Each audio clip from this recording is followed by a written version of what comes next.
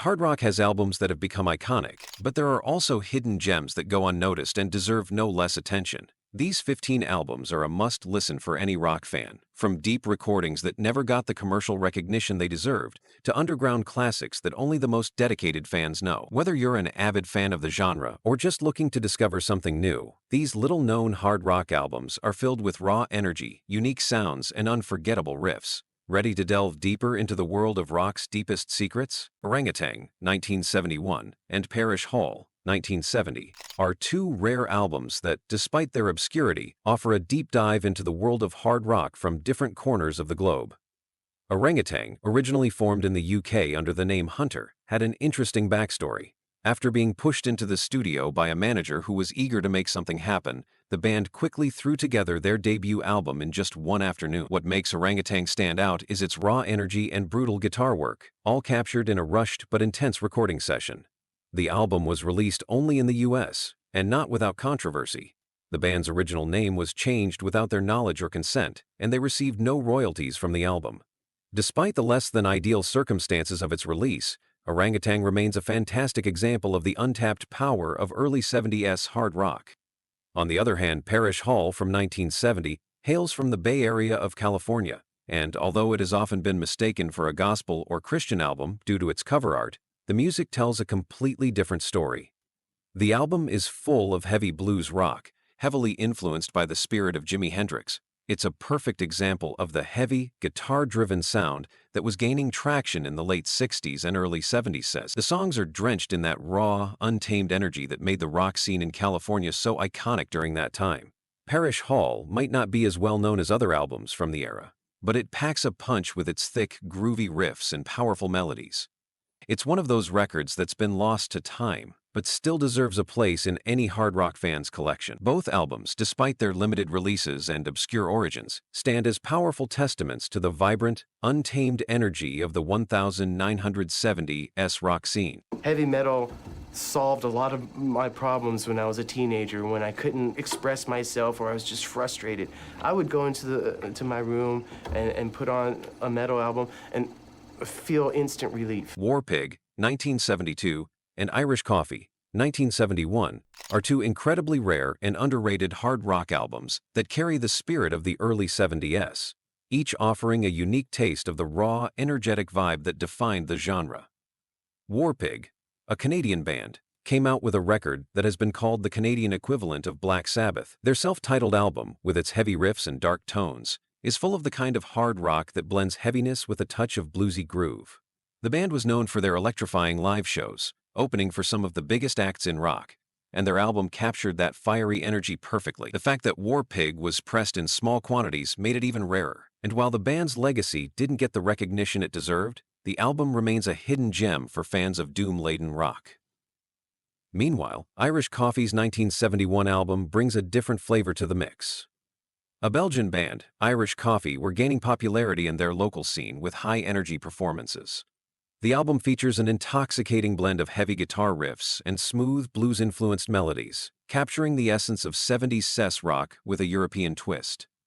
Unfortunately, the band's potential was cut short due to a tragic accident that took the life of their keyboard player. This devastating loss led to the band's disbandment shortly after the album's release. Irish Coffee only managed to make a small impact in Belgium, but their album lives on as a hauntingly powerful collection of rock songs. Despite the tragic end, Irish Coffee's album stands as a testament to what could have been, full of energy, melody, and emotion. Both albums are perfect examples of the overlooked treasures of 70s rock, music that captures the raw energy of the time while telling its own unique story. We're about excitement and power and making you angry to the point of exploding in front of everybody else. That's what metal is about. Which Lazy Bones, 1975, and Poobah, 1972, are two hard rock albums that really stand out from the crowd, each showcasing raw power and originality, but in different ways. Which hails from Zambia, and their album Lazy Bones is a true classic from the Zamrock genre.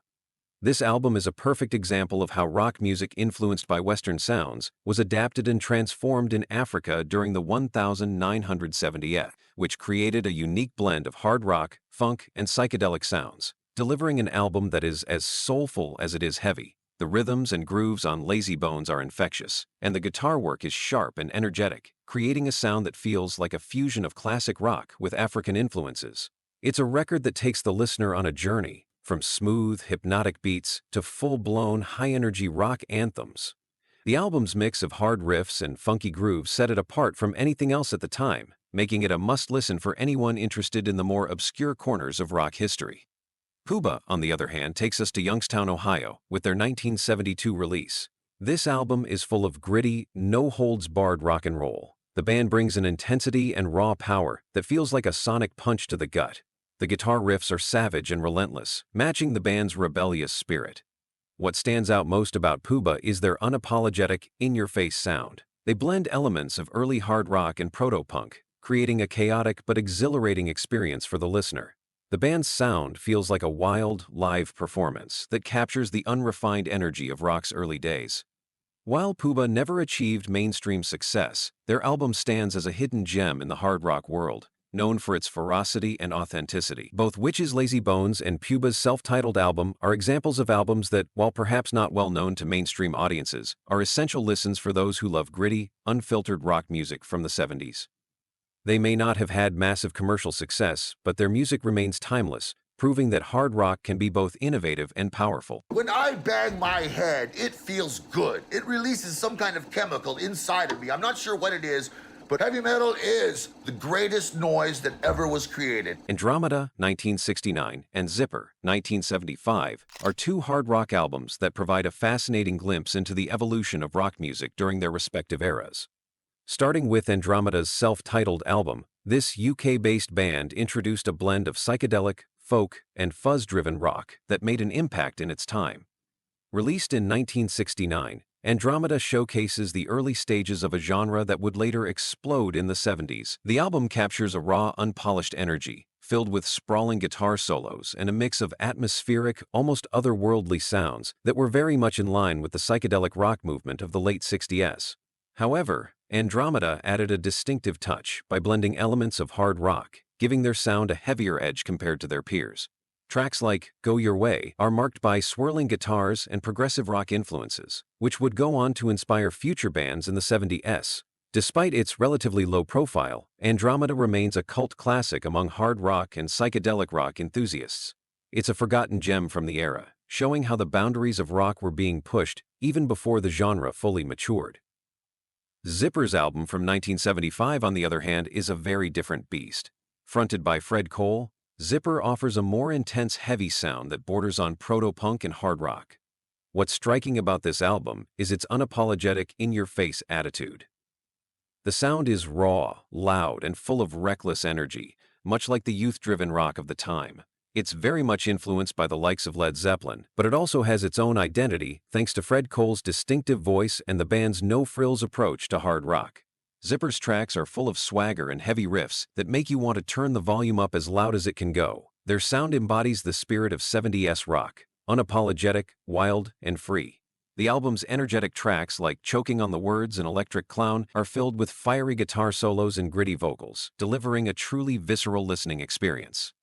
Both albums, Andromeda and Zipper, reflect the unique aspects of their respective time periods in rock history. Andromeda captures the late 60s transition from psychedelic to heavier rock sounds, while Zipper's 1975 release is all about the hard rock rebellion of the mid-70s. Though neither band achieved massive mainstream success, both albums are perfect examples of the underground spirit of their time, with Andromeda offering a more experimental, atmospheric vibe, and Zipper delivering pure, unrelenting rock power. These albums may have flown under the radar for most listeners, but they are essential pieces in the puzzle of rock's evolution, each contributing something unique to the genre's diverse landscape. Heavy metal is pushing your life to the maximum, pushing it as hard as you can fucking get it onto the edge of chaos. It's a chance to just rail, just to get it out, to express that you're not going along with the program. Virus, Thoughts, 1971, and Kavas Ute, 1971, are two albums that represent the eclectic nature of early 70s hard rock, both offering distinct yet influential contributions to the genre. Starting with Virus and their album Thoughts, this band hails from Germany and brings a unique blend of progressive rock and hard rock. Released in 1971, Thoughts showcases a more polished, refined sound compared to some of its rawer contemporaries. The album is a fantastic fusion of Pink Floyd's atmospheric influences and the hard-edged drive of bands like Deep Purple. The music on Thoughts is very intricate, with complex rhythms and layered instrumental arrangements that speak to the band's progressive rock influences. Despite its polished nature, the album still maintains a heavy, driving force in its guitar work, which is, at times, both delicate and intense. The track Bittersweet exemplifies this dynamic, moving seamlessly between lush, almost serene moments to high-energy rock, reflecting the band's mastery in balancing both light and dark musical elements. Thoughts remains a rare gem for fans of krautrock and progressive rock, and it stands as an underrated example of the German rock scene's contribution to the broader hard rock movement of the era. Moving on to Kavas Ute from Australia, their 1971 album is an entirely different experience, embracing a looser, more free-flowing hard rock sound with some psychedelic undertones. This album is more about the energy and spirit of the performances rather than technical complexity. Kavas Ute feels very organic, with its unrestrained guitar solos, groovy bass lines, and driving rhythm section. The band's approach to hard rock is unmistakably heavy, with elements that evoke both the bluesy, soulful energy of bands like the Rolling Stones and the heavier sounds of the time like Led Zeppelin. Tracks such as From the Bottom show the band's ability to blend catchy, riff-heavy rock with a loose, almost jam band style that gives the album a spontaneous, live feel. There's a certain grit to the album that feels less rehearsed, making it an exciting and raw listen. The way the guitars interplay throughout the album, occasionally sliding into extended solos and jams, highlights Kavas Ute's understanding of rock music's unrefined power. This album might not have received widespread commercial success, but it embodies the spirit of Australian rock in the early 70s, and it's a brilliant example of the kind of raw, untamed hard rock that would lay the foundation for the heavier sounds of the coming decades. Both Virus Thoughts and Kavas Ute show different sides of the hard rock spectrum. Virus embraces the sophistication and complexity of progressive rock, while Kavas Ute taps into the primal, energetic vibe of classic hard rock. These albums, though obscure, hold an undeniable importance in the context of rock's evolution. They provide insight into how bands in the early 70s were experimenting with different approaches to heavy music, each contributing to the development of hard rock in its own way. If you're a fan of the genre, both of these albums are essential listens for understanding the diversity and creativity that defined the era. There's an aggression and an attitude and an intensity to everything I do in life, and I think it all comes from the way that music made me feel since I was a kid. A certain kind of abandon, like sort of tossing the rules out the window and just going for it. I think rock and roll in general is a great outlet, and it's really important. I think without it, we'd have a lot more violence and a lot more trouble in general with the people between, 16 and 25. Metal is tribal. There's something tribal about being in one place, jumping up and down to the same beat, people headbanging and sweating and smacking into each other. And at the end of that concert, they've gone through something together. Topi Men, 1972, and Truth and Janie, 1976, are two obscure hard rock albums that provide a fascinating snapshot of the evolution of the genre in the 70s. Although these albums may not have received the mainstream recognition they deserved, they both feature unique sounds that made an impact on the hard rock scene. Topi Men, hailing from Spain, is a band that delivered an electrifying album in 1972, packed with heavy riffs and a raw sound that is instantly captivating. The band's style brings to mind the influence of Hendrix, with scorching guitar work and gritty rhythms. Their music is a mix of blues and hard rock with a clear leaning towards psychedelic rock, a genre that was sweeping across Europe at the time. Topi Men's album features powerful, extended guitar solos that cut through the thick wall of sound, giving it a distinctly electric vibe. While much of the album's allure lies in the hard-hitting riffs, the vocals are soulful and add a layer of intensity to the music, particularly on tracks like Electric Lady and Night Train. The band's blend of blues and rock echoes the mood and dynamics of bands like Led Zeppelin, yet Topi Men was able to create their own distinct style, influenced by the cultural music scene in Spain during the early 70s. This album is one of the finest examples of Spanish hard rock, showcasing a darker, grittier edge than many of their contemporaries. On the other hand, Truth and Janie, a power trio from Iowa, made a huge impact with their 1976 album, No Rest for the Wicked. This album presents a much more raw and primal side of hard rock, marked by aggressive guitar riffs, heavy drumming, and intense emotional vocals. The album's title track immediately sets the tone, with its in-your-face guitar work and a rhythm section that pushes the song forward relentlessly. Truth and Janie's sound is heavier than many other bands of the era, embracing the dirty, no-frills approach to hard rock that would later influence many metal acts. The band's guitar work is particularly noteworthy, with plenty of fiery solos that showcase their technical ability and passion. Tracks like Wicked demonstrate the band's ability to blend blues influences with the high-energy sound of heavy rock, making it clear why this album has become a cult favorite among fans of obscure hard rock. Despite not achieving mainstream success, Truth and Janie was able to capture the intensity and emotion of the time, offering listeners a hard-hitting sound that was ahead of its time in many ways. Both Topi and Truth and Janie are remarkable for their bold, untamed approaches to rock music. Topi brought a heavy, blues-infused sound that reflects the influence of bands like Hendrix, while Truth and Janie offered a raw, gritty take on hard rock that foreshadowed the rise of heavy metal. These albums remain hidden gems in the world of hard rock, and for fans of the genre, they are essential listening. They capture a moment in time when rock music was transitioning into a heavier, more intense sound, one that would leave a lasting mark on the music world.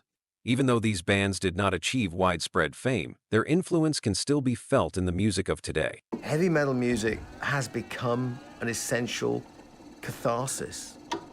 It's a rite of passage.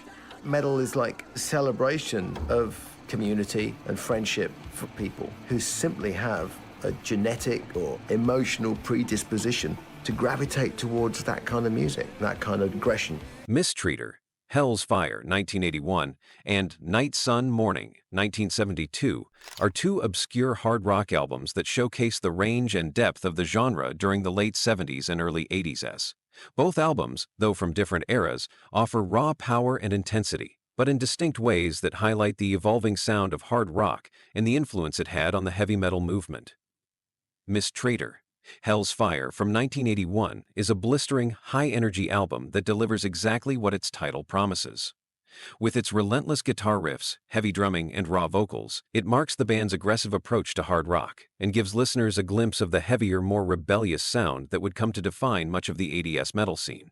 The album combines gritty, blues-based hard rock with the power and intensity that would go on to inspire many of the early heavy metal acts. The track Hell's Fire is a standout, with its thunderous guitar work and a pounding rhythm section that propels the song forward, creating an atmosphere of chaos and excitement. The album overall is filled with no-holds-barred, high-octane energy, with scorching solos and catchy riffs that showcase the band's ability to write memorable yet hard-hitting tracks. Though Mistreater didn't achieve mainstream success, Hell's Fire remains a cult favorite among fans of early heavy metal and hard rock for its unapologetic rawness and its heavy, forward-thinking sound.